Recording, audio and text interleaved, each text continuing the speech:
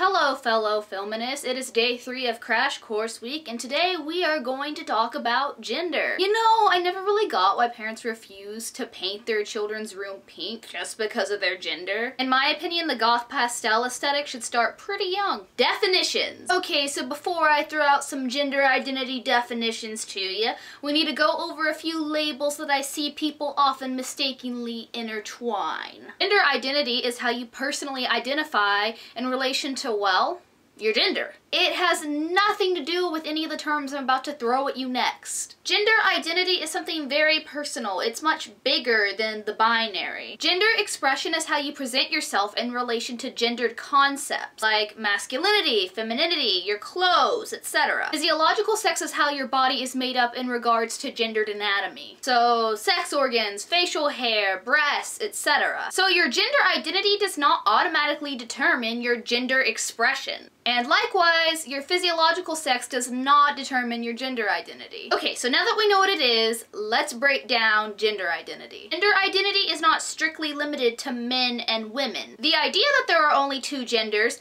men and women, is called the gender binary. The gender binary is very harmful to the trans community, and it's important we try to break it in our language and our representation. So when we don't have men and women, we have non-binary folk. So like the term suggests, these are people who identify outside of the gender binary. And genderqueer is sort of a catch-all term for non-binary folk. So what are some other definitions to know? Cisgender or cis, someone who identifies as the gender they were assigned at birth. Transgender, trans, someone who identifies outside of the gender they were assigned at birth. Agender, without gender, lacking gender.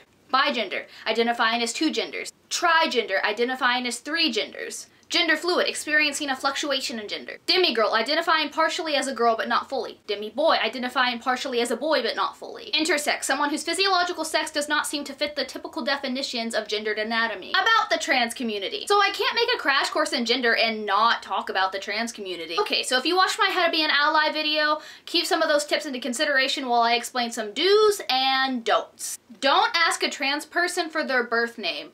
If they want you to know, they will tell you. Don't say blank, blank, blank, blank, or blank. These are extremely offensive slurs. Unless you are trans, you are not allowed to reclaim these words. Your friend saying you looked like a T word did not dehumanize you. It dehumanized the actual trans people it was aimed towards by making being trans out to be an insult. Don't out a trans person. You can prevent this by asking them their preferred pronouns when out and about or with family and friends beforehand. On that note, do not call a trans person by the wrong pronouns. I don't care how bad they've pissed you off or how forgetful you are. They deserve to feel safe and have their identity validated in a world where they're not even recognized. If you are forgetful and slip up, give a sincere apology akin to the one I showed you in my How to Be an Ally video. Don't correlate gender with genitals. Yes, some men have vaginas.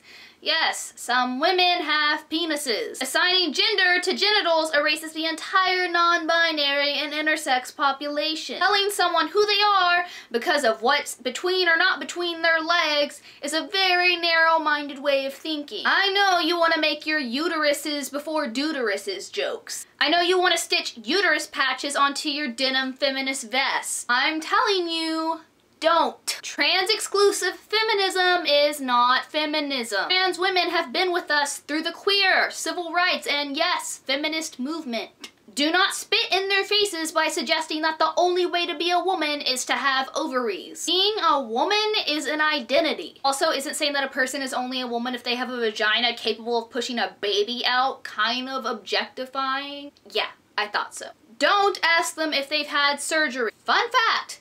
Not all trans people have or want surgery. Either way, it's an insensitive question. I mean, would you really go up to a cis person and say, do you have a penis? Do's. Do advocate for trans rights. The average lifespan for a trans person is 30 years. Half of trans youth will attempt suicide. Trans youth account for 1/5 of the homeless population in major cities. Do not sit idly by and let these people be lost. They didn't let us cis folk get lost in our political movements. Do follow trans activists and celebrities. Some to look out for and educate yourself on are Laverne Cox, Janet Mock, Teak Milan, Isis King, C. Riley Snorton, Miss Major, Marsha P. Johnson, and Leslie Feinberg. Do learn the difference between transphobia and transmisogyny. Transphobia is systematic oppression including prejudice and cis-sexism against the trans community. Transmisogyny is a specific form of transphobia targeting trans women and non-binary folk identifying as feminine. Remember those statistics I gave you a little bit ago? Here's some more. 1 in 12 trans women will be murdered.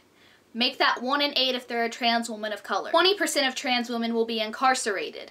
Make that 47% if they're a trans woman of color. Over half of queer hate crimes were against trans women. 3/4 of those hate crimes were against trans women of color. Transmisogyny kills. Transmisogyny is the primary reason for the high suicide rates and shortened lifespan within the trans community. When addressing hate crimes against the trans community, the correct terminology is important. When addressing the cis-sexism within the feminist movement towards the trans community, the correct terminology is important. Recognizing a specific group of people that's being targeted is important. 2. Support and seek trans representation. Someone says they headcanon a character as trans? Cool! They deserve to have a deeper connection with a character. Arguing that a trans headcanon is wrong is implying that there's something fundamentally wrong with someone being trans. I mean, really? People will headcanon the most horrific, tragic backstories for their favorite characters, but